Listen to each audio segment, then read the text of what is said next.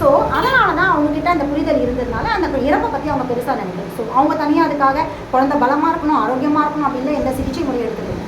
So இந்த இயற்கை, இந்த மூதாதையர்களுடைய முன்னோர்களுடைய பாரம்பரிய, அதாவது கர்ப்பகாலங்களோட பாரம்பரிய நிலையில தான் நாங்கள் அக்குபஞ்சர் மருத்துவத்தை கொண்டு போயிருக்கோம். அதனால தான் கர்ப்பிணிகளுக்கு நாங்கள் வந்து ஸ்பெஷலாக ட்ரீட்மெண்ட் தேவைப்படும். அதையும் தாண்டி கர்ப்பிணிகள் ரொம்ப பிரியப்பட்டு ரொம்பவே கேட்டேன். ஏன்னா நாங்கள் இதுக்கு முன்னாடி நிறைய மருந்துகள்லாம் எடுத்துருக்கோம், எங்களுடைய முறை சரியில்லை, அதனால தொந்தரவுகள் அதிகமாக இருக்கும், எங்களுக்கு வந்து நல்லா ஆரோக்கியமாக இருக்கணும், நீங்கள் ட்ரீட்மெண்ட் கொடுங்கன்னு ரொம்ப கம்பல் பண்ணால் அவசியம் இருந்தால் தேவைப்பட்டா அது பேஷண்ட்டுடைய தான் நாங்கள் சொல்லி அனுப்புகிறோம். அதே தாண்டி சில பேர் வந்து இல்லை இதெல்லாம் மருந்து மாத்திரை இல்லை, எங்களுக்கு கொடுங்களேன், எங்களுக்கு மனசு கொஞ்சம் பதட்டமாக இருக்குது அப்படின்ற மனநிலையும் ஒன்று இருக்குது இல்லையா. சிகிச்சை எடுக்காமல் சில பேஷண்ட்ஸ்க்கு அந்த புரிதல் இல்லை இல்லையா. வீட்டுக்கு போகிறோம், அங்கே போயிடுவாங்க, பட் அலோபதியும் இல்லை, எதுவுமே இல்லை, ஒருவேளை நமக்கு அதாயிடுமோ இதாயிடுமோன்ற அந்த பயமும் அந்த பதட்டமும் மனசுக்குள்ளேயே இருக்குது அப்படின்னா அது நிச்சயமாக ஒரு குழந்தைய பாதிக்கும் இல்லையா.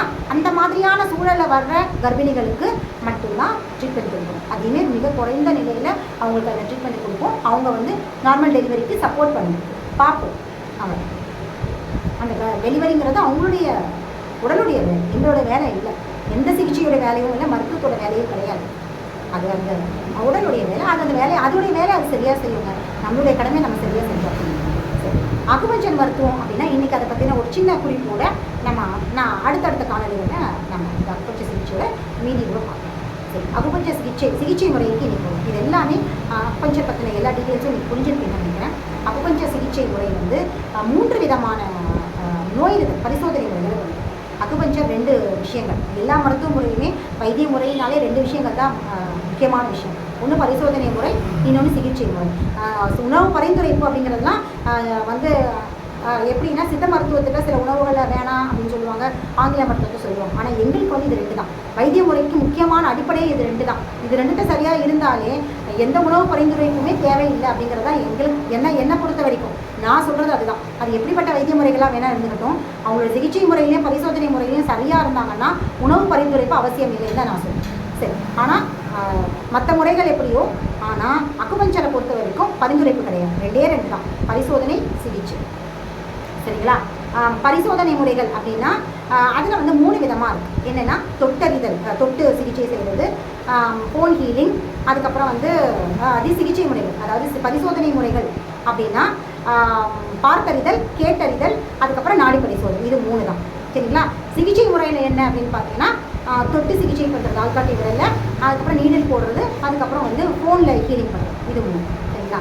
முதல்ல பரிசோதனை முறைகளை பார்ப்போம். இந்த பரிசோதனை முறைகளில் பார்த்தறிதல் அப்படின்னா என்ன அப்படின்னு பார்த்தீங்கன்னா, ஒரு பேஷண்ட் இருக்காருன்னா அவருடைய உளவியல் ரீதியாகவும் உடலியல் ரீதியாகவும் எங்களுக்கு வந்து சில விஷயங்கள் வந்து எங்களுக்கு எப்படி அப்படின்னு பார்த்தீங்கன்னா, உறுப்புகளுடைய மாறுபாடுகள், அவங்களுடைய பேச்சு பேசும்போதே அவங்க உடல் மனசில் வந்து எந்த அளவுக்கான பாதிப்பு ஏற்பட்டிருக்கு, உளவியல் ரீதியாக எப்படியான பாதிப்பு ஏற்பட்டிருக்கு அப்படிங்கிறதும், அவங்களுடைய உடல் இயக்கங்கள் புற உறுப்புகள் இருக்கு இல்லையா, அதோடைய செயல்பாடுகள் வழியாகவும், அவங்களுடைய செய்கைகள் அதாவது அவங்களுடைய ஆக்ஷன்ஸ் அது வழியாகவும், அவங்க தோல் மாறுபாடுகள், அவங்க தோலில் ஏற்பட்டிருக்க மாறுபாடுகள் வழியாக, அப்புறம் முடி எல்லாத்தையுமே தலையிலேருந்து கால் வரைக்கும் நாங்கள் அப்சர்வ் பண்ணும்பொழுதே எங்களுக்கு வந்து அவங்களுடைய என்ன பிரச்சனையில் இருக்காங்க, எந்த மூலகத்துடைய பாதிப்பு இருக்குது, எந்த மூலகம் அவங்களுக்கு கடுமையாக பாதிக்கப்பட்டிருக்கு அப்படிங்கிறத, உள்ளுறுப்புகள் பாதிப்பு தான், உள்ளுறுப்புகள் எப்படியா பாதிக்குது, அதுக்கான மூலகம் என்ன அப்படிங்கிறத வந்து நாங்கள் பார்த்தறிதல் வழியாக கண்டுபிடிச்சோம். இப்போ உதாரணமாக இப்போ தோல் இருக்குது, தோலில் வந்து சிகப்பு கலரில் ஒரு ரேஷஸ் வந்திருக்கு,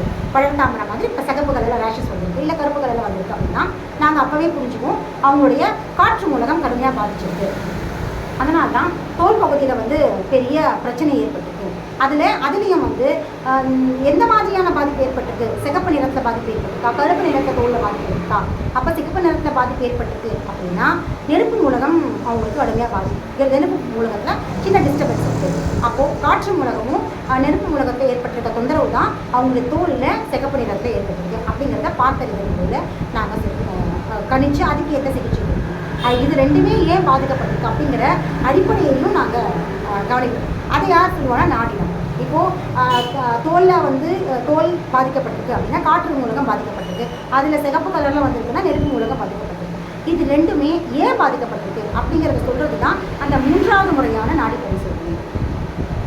இப்போ நாடி வந்து என்ன சொல்லும் அப்படின்னா, இந்த 2 மூலகங்களும் பாதிக்கப்பட்டதுக்கான ஆணி வேறு என்ன, அது எதனால் ஒரு நிலமூலகத்தில் ஏற்பட்டு தேங்கியிருக்கிற கழிவுகள்னால இது ரெண்டும் பாதிக்கப்பட்டிருக்கலாம், இல்லை மரமூலகத்தில் தேங்கியிருக்கிற கழிவுகள்னாலே இது ரெண்டும் பாதிக்கப்பட்டிருக்கலாம். ஸோ இதை வச்சு தான் பார்த்தறிதல் முறையை நாங்கள் முதல்ல மனசில் எடுத்துக்கிட்டு அடுத்து நாடியை பரிசோதிக்கும் போது இது ரெண்டுத்துக்கான அடிப்படை அதில் தெரிஞ்சுக்கணும். ஸோ நாடி பரிசோதனையை முழுமையாக ஃபாலோ பண்ணுற ஒரே மருத்துவமாக அக்குபஞ்சர் மருத்துவம் தான் எங்களுக்கு மிகச்சரியாக இருக்குது. ஏன்னா இங்கே எங்களுக்கு பார்த்தறிதலில் என்ன பார்த்தறிதலோ கேட்டறிதலில் எங்களுக்கு எப்படி எங்களுக்கு அந்த புரிதல், அதாவது அதை என்ன காட்டுதோ, அதாவது அதை சிம்டம்ஸ் காட்டுதோ அதோடைய பேஸ் நாடி பரிசோதனை எங்களுக்கு சொல்லுவோம்.